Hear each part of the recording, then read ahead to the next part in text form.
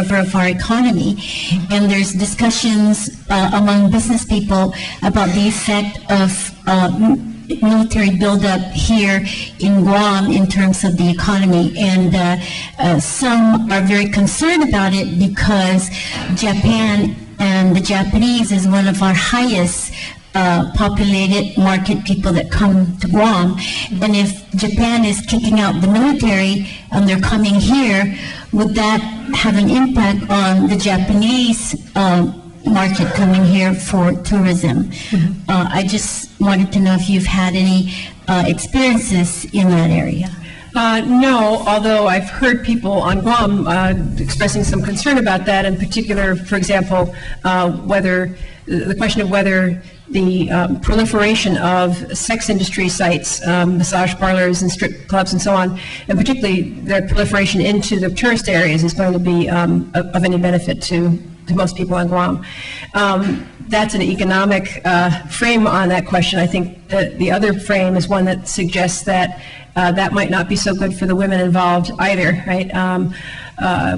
So I think there's the objectification and degradation that's involved in those kinds of industries is as important, more important than anything, that we start with that. So yeah, no, the only example I can give you from Fayetteville is that its reputation in the state is as a place that you do not want to go. Right? So it's an anti-tourist, kind of an anti-tourist trap. Fayetteville is different in some ways than Guam, right? It does not have a gorgeous sea and beautiful temperature and so on, so it doesn't have some of the draws, but it has a reputation in the state that's much more negative than any other community in the state in terms of, and so real estate values are correspondingly depressed. There's not a big press of people who try to bring in business, in part because they feel it's not a good community to raise children in, so they can't try and bring their corporate personnel there. I mean, there's all sorts of reasons why some of that, the problem, these externalized costs of military bases, like the sex industry, like environmental problems, like degraded political culture, which leads to, you know, again, relatively low regulation of signage in Fayetteville. It just looks uglier than other cities in North Carolina. Those are all things that have an impact on the potential of the society of that city to do anything else, whether it's tourism or manufacturing or anything else. It doesn't have to be that way, but that is the way it is in Fayetteville. I'd like to ask you a question in reference of this, should the people living in Guam in 1944 to 1915 on the water of Finnewick.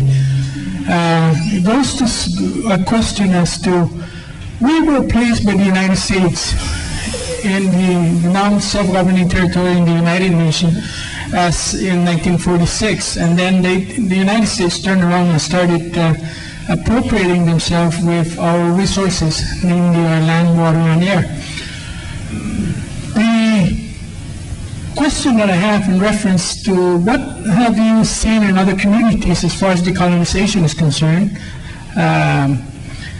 because we were placed in 1946, to me we were placed in a foster father-child relationship that the United States entered into role to protect our interests, and yet when it saw that it needed the resources of that child, it started wholesale taking, confiscating our resources and displacing us totally.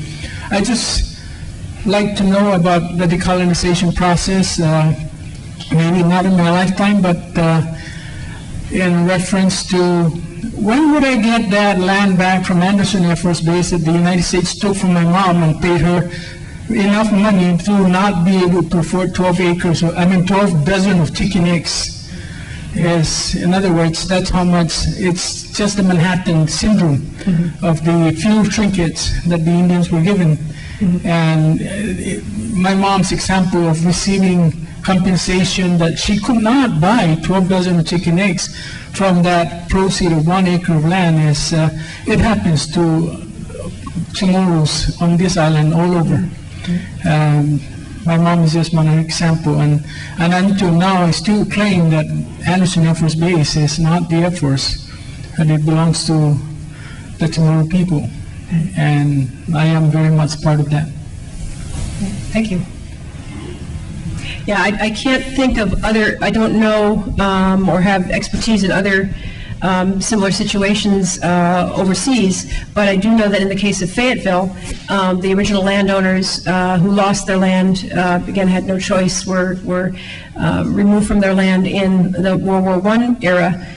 They were dispersed to the winds. They are no longer, they were a community that had their own church, had their own sort of sense of place and belonging to that area, but they were very dispersed. And I think the difference between here and there is that there's clearly a very strong Chamorro identity and a sense that that frame is still relevant, and that cultural identity is a form of power that can still be used as leverage to both raise that frame and ask for land back. Okay, we'll have our last question from Justice Torres here. To wrap it up, I would like to remind everybody that we do have a symposium tomorrow beginning at 2 p.m. at the School of Business, and that we will have Dr. Lutz, and she will be joined by a professor from Yale University. Thank you, Dr. Lutz. Of particular interest to the judiciary, and one of the things that you alluded to but didn't really get a chance to expound on, was the increased criminal activity that you, I think, mentioned was part of wealth redistribution. I'd be happy to talk with you, in fact, very interested in talking with you if you have some time about that, but maybe you can just briefly touch on that before we conclude. Okay. Well, it's a very strong pattern in the sort of criminological, sociological research showing that increased rates of inequality in a society result in more crime, and in particular property crime, and also, again, the drug trade, drug use, and so on, is also proliferates in those kinds of conditions. So that's in the civilian sector. In the military sector, research shows that military families have higher rates of domestic abuse, child abuse, and partner abuse. And so Guam can expect, again, that those rates will go up with a larger military population. Again, some of it's within families, sometimes it's outside of families, so rates of sexual assault and so on will be affected by that population shift. Again, this is a point on which many people get quite agitated, right? Because people get defensive. You're saying the military is criminals. Well, no, actually, the military is a full employment society, right? That is not going to be the source of property crime. To the extent you have more military in your population mix, you have less property crime, right? And it's also this sort of more kind of egalitarian society in a funny way, right? Economically, at least, in terms of the wage structure. But when you look at the whole picture, the whole system, military bases are not good for the crime rate. And I know some of your leaders have been trying to think about and anticipate those rates of increase, and there is data that's relevant to it. Well, thank you very much again, Dr. Lutz. How about another round of applause for her?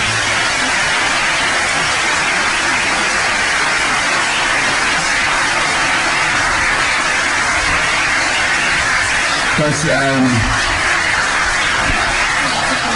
Dr. Lutz is basically spending the week here with us on the island, and she has had many opportunities to speak to a number of people, and I want to, on behalf of the university, thank you again very much. Thank you.